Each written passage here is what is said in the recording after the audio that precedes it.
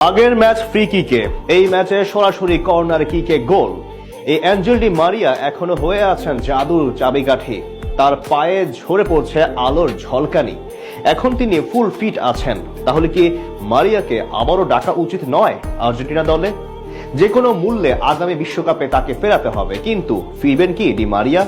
সরাসরি কর্নার কিকে এই জাদুকরের দুর্দান্ত গোল এবং জাতীয় দলে ফেরানো হবে কিনা তা নিয়ে জানবো রিপোর্টে।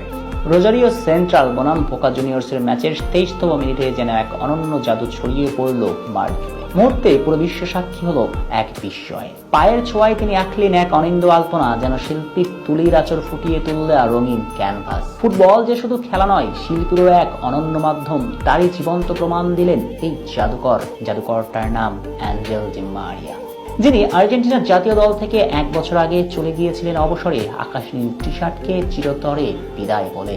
কিন্তু প্রশ্ন, অ্যাঞ্জেল কি এখনো আর্জেন্টিনা দলে খেলার যোগ্য নন? যখন ম্যাচের অত্যন্ত গুরুত্বপূর্ণ সময়ে ফ্রি কিকে দলকে জিতিয়ে মাঠ ছাড়েন, যখন সরাসরি কর্নার কিকে বল জড়ান জালে, তখন তো বলতেই হয় এই ডি মারিয়া এখনো পুরোপুরি ফিট আছেন। তাকে জাতীয় দলে আরো একবার বিবেচনা করা যেতেই পারে।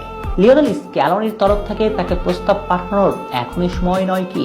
একটু লক্ষ্য করুন, ডি মারিয়ার রিপ্লেসমেন্ট কিন্তু এখনো আসেনি টিম আর্জেন্টিনাতে। ফ্রাঙ্কো মাস্তান্তোনোদের মতো তরুণদের দিয়ে চেষ্টা করলেও প্রত্যাশার ছিটেফোঁটাও মেটাতে পারেনি তারা। ফ্রাঙ্কো মাস্তানদের আরো সময় প্রয়োজন। তাই অভিজ্ঞ ডি মারিয়ার বিশেষ দরকার আর্জেন্টিনা দলে। এই অভিজ্ঞ ফুটবলার দলে থাকার মানেই মেসির উপর অর্ধেক চাপ কমে যাওয়া। তাই যে কোনো মূল্যে হোক ফিরাতে হবে তাকে বিশ্বকাপ দলে। ডি মারিয়াকে ফেরানোর উজ্জ্বল দৃষ্টান্ত হতে পারেন জেনেদিন জিদান। 2005 সালে অবসরে গিয়েছিলেন এই কিংবদন্তি, কিন্তু 2006 সালে বিশ্বকাপের আগে ফিরে এসেছিলেন ফ্রান্স দলে।